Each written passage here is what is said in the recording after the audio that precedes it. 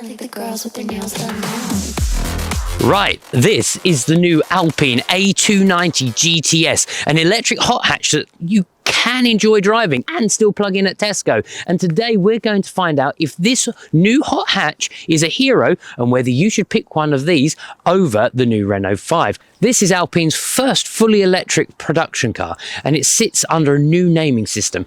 A for Alpine, 2 for the small car, 90 for the high performance in that size, and then the GTS that you see here is the top spec. So what are the key numbers? Well, this one has around 220 horsepower, 300 newton meters of torque. It's front wheel drive and 0 to 60 in about 6.4 seconds from the 52 kilowatt hour battery, and up to 220 miles of WLTP real world range. So before we go and walk around the car, let's position it in the market. In terms of electric, we've got things like the Renault 5 E-Tech, we've got the Mini Cooper electric, and things like the Fiat Abarth 500e, even the MG4 X-Power. But then you go over to the petrol benchmarking, you've got the amazing little Toyota GR Yaris, the Honda Civic Type R, and even things like the Golf GTI. But the Alpine is trying to answer a simple question. Can an electric hot hatch make you smile in the same way that the petrol legends did? Let's take a look around this car in detail. I know this is our Christmas special, but I don't want to wear the hat anymore. I think the girls with their nails done now.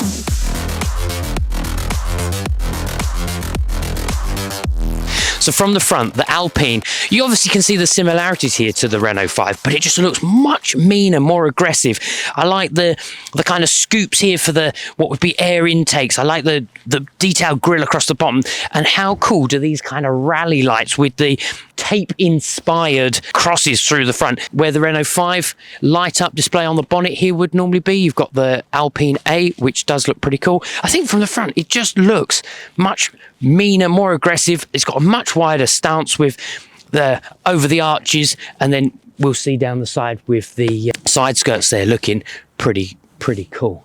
As standard on the GTS model, you get these 19-inch black snowflake alloy wheels with the really cool red caliper. You get the low profile tyre, which does improve handling, does give it a bit firmer ride, so not so great on the bumpy surfaces.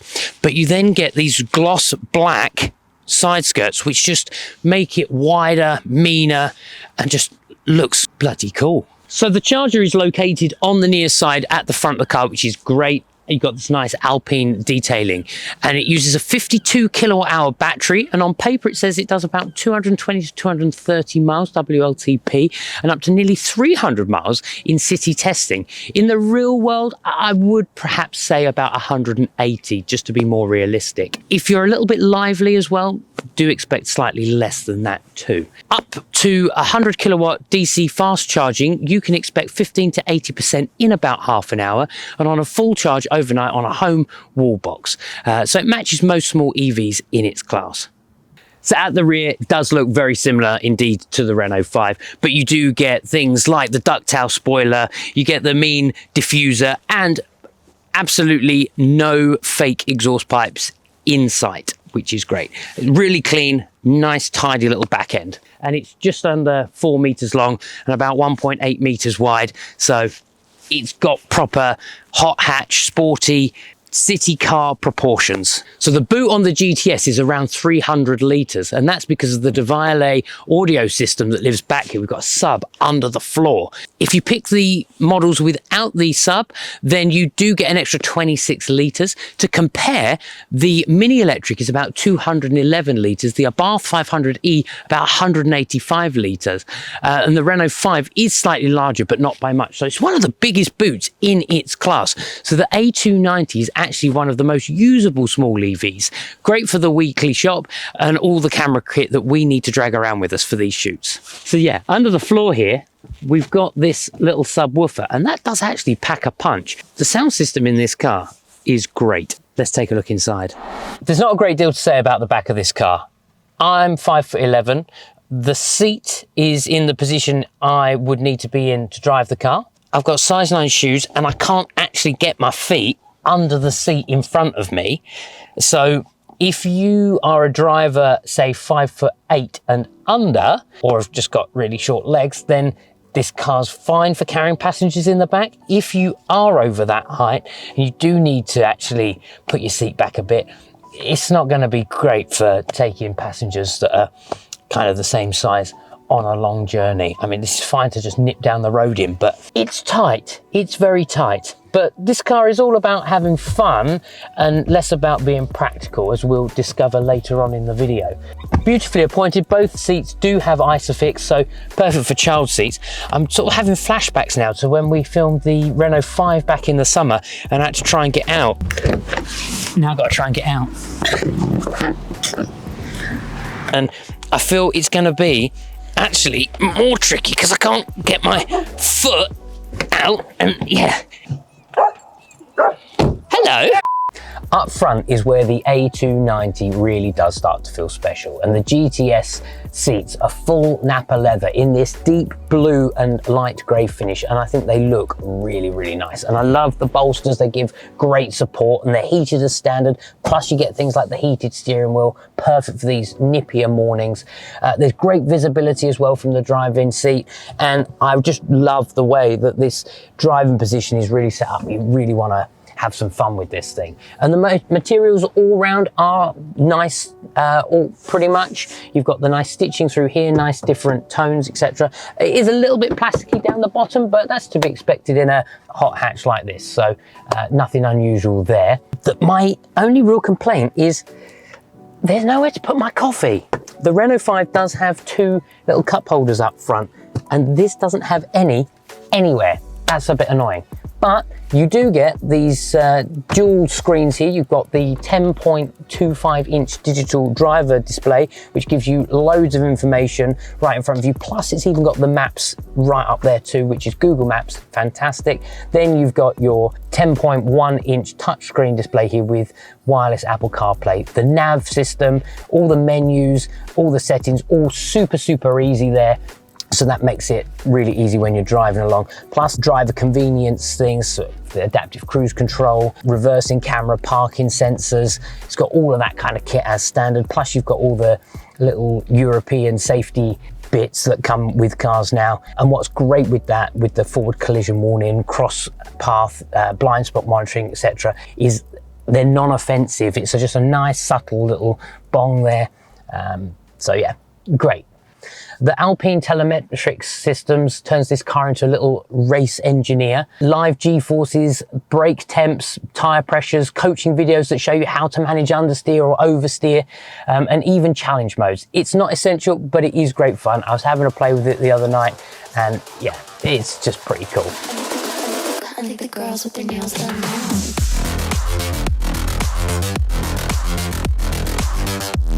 I thoroughly enjoyed driving this car for the last few days. I got to take it around the track at Donington earlier on this year. That was loads and loads of fun. Actually using it day-to-day life, living with it, going to supermarkets with it. It's great. Similarly to the Renault 5, which is the perfect city car. It's the perfect city car. This thing just elevates that. It's so much more fun.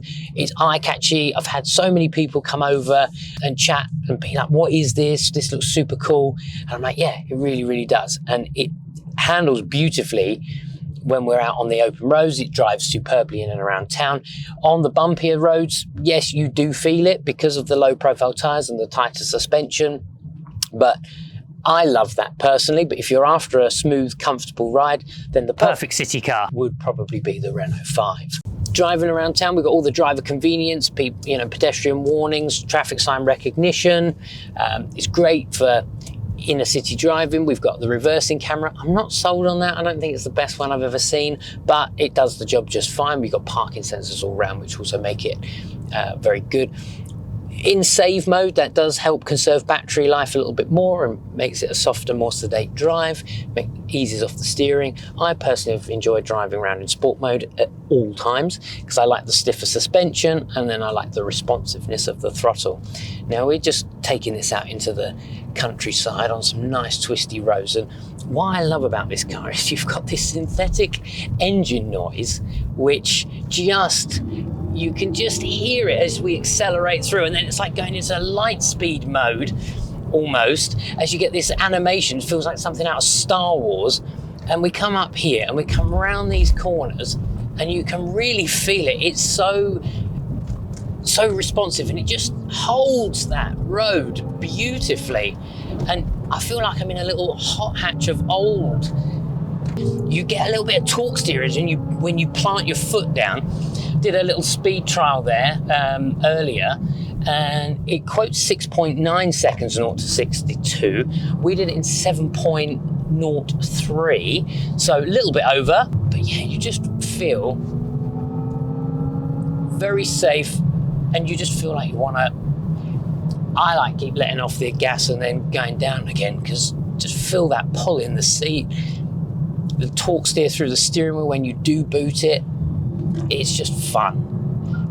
So here on the steering wheel, we've got some cool little features. We've got things like this overtake button, which is not necessary, but is a bit cool. When you want to overtake, it gives it all the power up front, which is pretty cool. We've got the drive mode, so we can switch between things like the eco, or save as they call it on here, normal and sport modes. And then you've got this blue twisty knob, which looks pretty cool, but that goes through the regenerative braking, and we can turn that off completely, so we'll just coast and roll. We can put it to a low setting or right up to 3 to the max, which then gives us kind of a full one pedal driving experience, which makes driving so much easier, especially in and around town, or if you're coming up through the corners and you can just ease off, slow yourself right down like so, and then back on the power, and you feel that pull. Oh, cameraman Josh is getting a bit seasick now.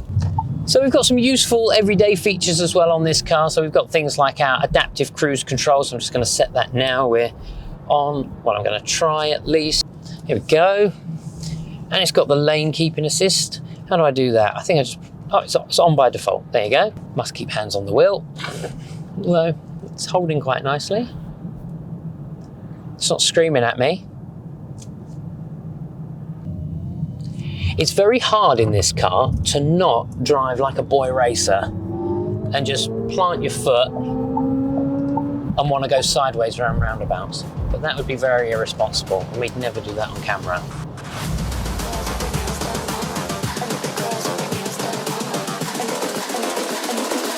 I think the girls with their nails done now.